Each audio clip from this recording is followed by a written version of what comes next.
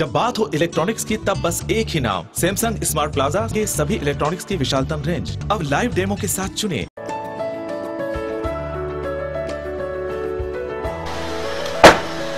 अब मुझे अपने रोजमर्रा के छोटे छोटे सफर के लिए ऑटो या रिक्शा का वेट करने की जरूरत नहीं, क्योंकि मैं इस्तेमाल करती हूँ ड्रोन कैब अपने शेयर पास के साथ। शेयर पास से मेरी सीट ड्रोन में रिजर्व रहती है और ये मुझे घर से लाने और पहुँचाने की सुविधा भी देता है। ड्रोन कैब सर्विस, आपके शहर की सबसे भरोसेमंद कैब सुविधा। नमस्कार, मैं पुष्पलेश द्विवेदी और आप देख रहे हैं बीबीसी टुडे। आज की हेडलाइन,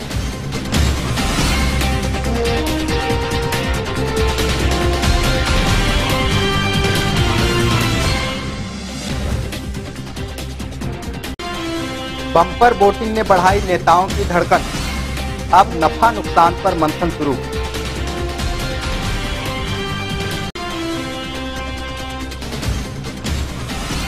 एटीएम से हटेंगे 2000 के नोट, बंद है 2000 के नए नोट की छपाई।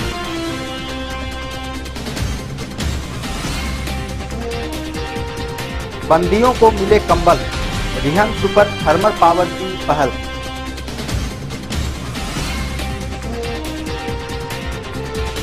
सीएमडी ने दिया एनसीएल की रणनीति का ब्यौरा, 100 मिलियन टन महज एक पड़ाव, मंजिल अभी बाकी है। फांसी लगाकर युवक ने की आत्महत्या, विंध्यनगर थाना क्षेत्र के चंदावल की घटना।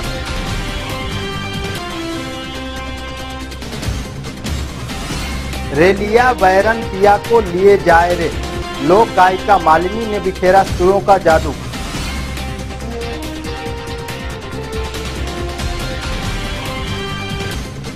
ईवीएम हुआ स्ट्रांग रूम में बंद, सिगरौली जिले में 74.28% हुआ मतदान।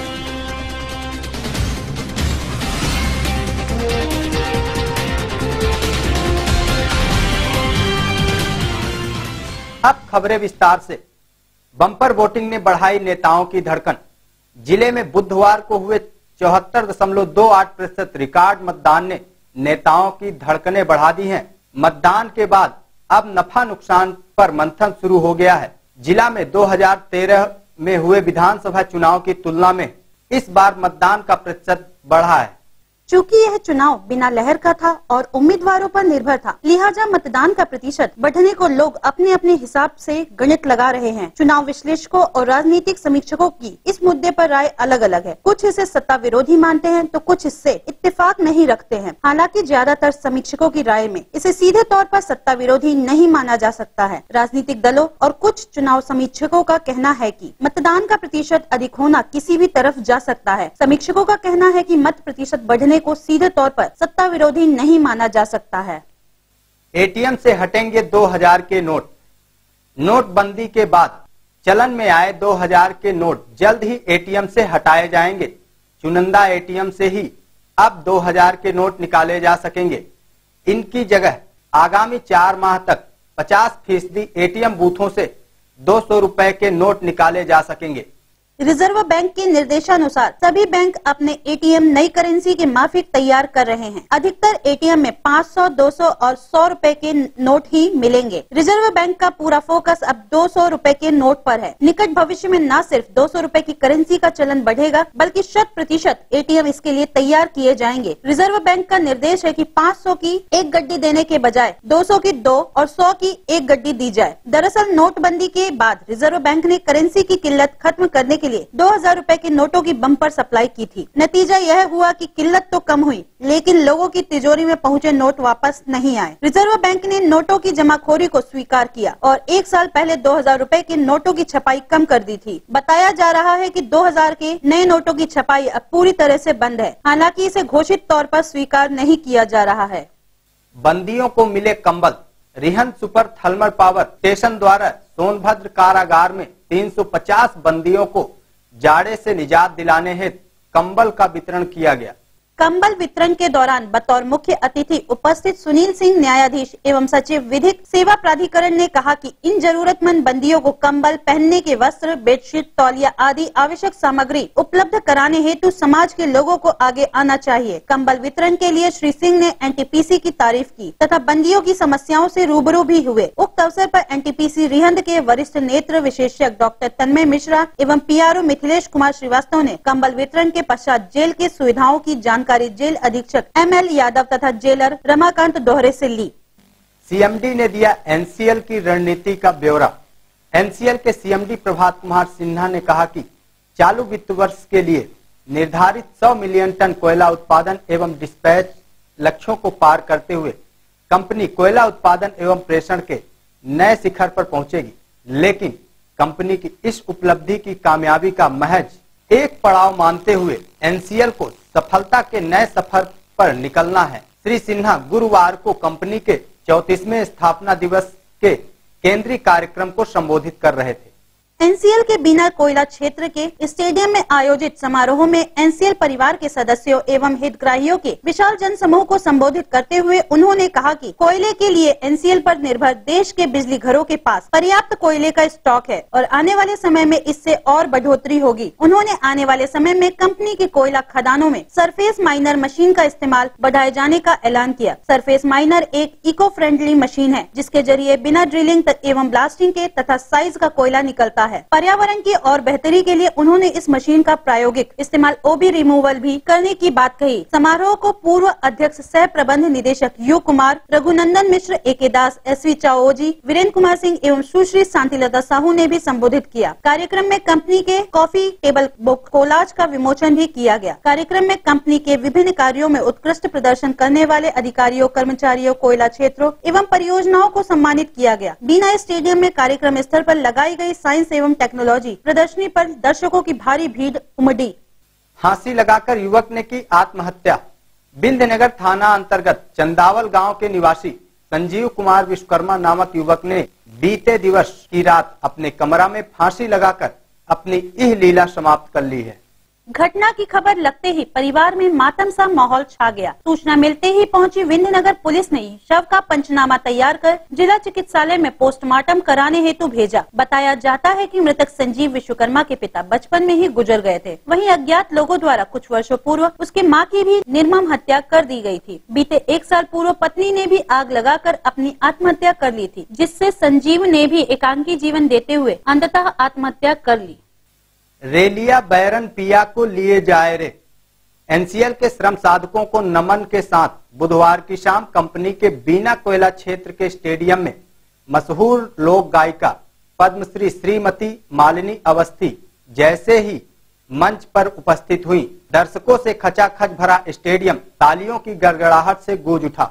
वह एनसीएल के 34वें स्थापना दिवस पर आयोजित सांस्कृतिक संध्या में प्रस्तुति देने हेतु उपस्थित हुई।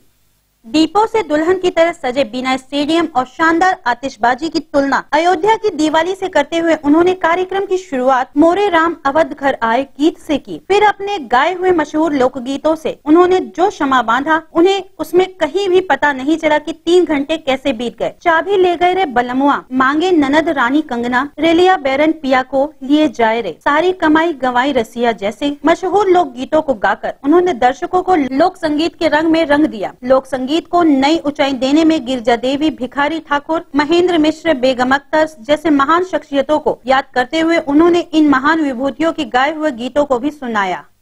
ईवीएम हुआ स्ट्रांग रूम में बंद। सिगरौली जिले में तीनों विधानसभा क्षेत्रों में 28 नवंबर को शांतिपूर्वक मतदान संपन्न हो गया।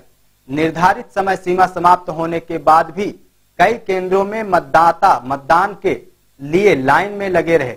पीठासीन अधिकारी द्वारा पर्ची देकर इन मतदाताओं से मतदान कराया गया। मतदान संपन्न होने के बाद निर्धारित वाहनों से मतदान दल शासकीय पॉलिटेक्निक कॉलेज बैढ़न पहुंचे। निर्धारित काउंटरों पर मतदान सामग्री तथा ईवीएम जमा कराई गई। बगदरा क्षेत्र के दल देर रात पॉलिटेक्निक कॉलेज पहुंचे। मतदान के बाद ईवीएम विधानवार बनाए गए स्ट्रांग रूम में भंडारित की गई। प्रेक्षक मिनहाज आलम, प्रेक्षक श्री अरविंद पाल सिंह संधू, उम्मीदवारों के प्रतिनिधियों की उपस्थिति में स्ट्रांग रूम सील बंद किए गए। इस अवसर पर कलेक्टर एवं जिला निर्वाचन अधिकारी अनुराग चौधरी, पुलिस अधीक्षक रियाज इकबाल, अपर कलेक्टर रिजुबाबनाथ तथा सभी रिटर्निंग रिटर्निंग ऑफिसर उपस्थित रहे। सिंगरौली जिले के तीनों विधानसभा क्षेत्रों में कुल 74.28% मतदान हुआ। जिले में कुल 6,75,331 मतदाता दर्ज हैं। इनमें से 4,71,702 मतदाताओं द्वारा मतदान किया गया, जिसमें से कुल 3,53,312 पुरुष मतदाता दर्ज हैं। इनमें से 2,49,479 मतदाताओं द्वारा मतदान किया गया। कुल दर्ज 3,22,012 मतदाताओं में से 2,22,223 महिला मतदाताओं ने मतदान किया। विधानसभा क्षेत्र देवसर में सर्वाधिक 76.26% मतदान हुआ। यहाँ दर्ज 2,19,405 मतदाताओं में से 1,67,315 मतदाताओं ने मतदान किया। इस विधानसभा में दर्ज 1,13,328 पुरुष मतदाताओं में से 88,482 मतदाताओं ने मतदान किया। यह दर्ज 1,06,75,000 महिलाओं में से 78,832 ने अपने मताधिकारों का उपयोग किया। विधानसभा क्षेत्र चितरंगी में मतदान का कुल प्रतिशत 66.38 रहा। यहाँ दर्ज 2,35,299 मतदाताओं में से 1,56,190 मतदाताओं ने मतदान किया। इस विधानसभा में दर्ज 1,21,617 पुरुष मतदाताओं में से 80,576 ने मतदान किया। यहाँ दर्ज 1,13,682 महिलाओं में से 75,614 ने मतदान किया। विधानसभा क्षेत्र सिंगरौली में कुल 67.17%, विधानसभा क्षेत्र सिंगरौली में कुल 67.17% मतदान हुआ। यहाँ दर्ज 2,20,626 मतदाताओं में से 1,48,198 ने मतदान किया। कुल दर्ज 1,18,367 पुरुष मतदाताओं में से 80,421 ने मतदान किया। यहाँ दर्ज 1,02,255 महिलाओं में से 67,777 ने मतदान किया। जिले में 21 मतदान केंद्र ऐसे थे जिनमें मतदान दल के सभी सदस्य महिलाएं थी। जिले के एक मतदान केंद्र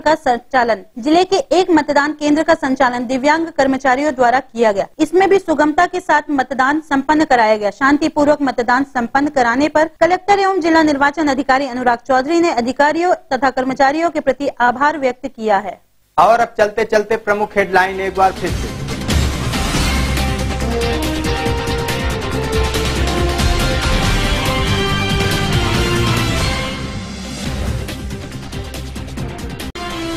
बम्पर वोटिंग ने बढ़ाई नेताओं की धड़कन, अब नफा नुकसान पर मंथन शुरू।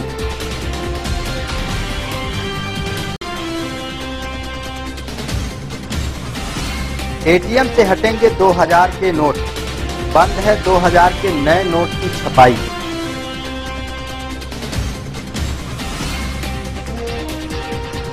बंदियों को मिले कंबल, रिहन सुपर थर्मल पावर की पहल।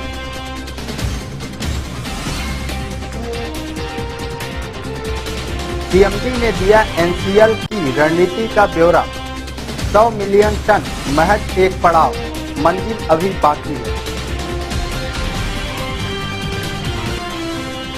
फांसी लगाकर युवक ने की आत्महत्या, विंध्यनगर थाना क्षेत्र के चंदावल की घटना।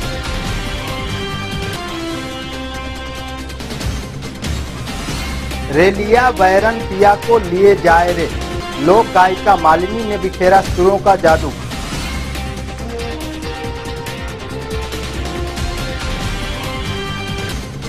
ईवीएम हुआ स्ट्रांग रूम में बंद, सिंगरौली जिले में 74.28% हुआ मतदान।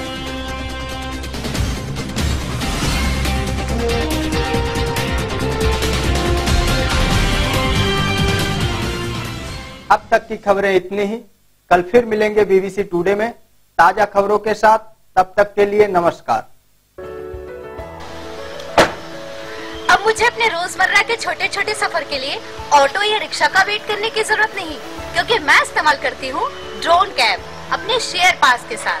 शेयर पास से मेरी सीट ड्रोन में रिजर्व रहती है और ये मुझे घर से लाने और पहुँचाने की सुविधा भी देता है। ड्रोन कैब सर्विस, आपके शहर की सबसे भरोसेमंद कैब सुविधा। जब बात हो इलेक्ट्रॉनिक्स की तब बस एक ही नाम, सैमसंग स्मार्ट प्लाजा के सभी इलेक्ट्रॉनिक्स की विशालतम रेंज। अब लाइव डेमो के साथ चुने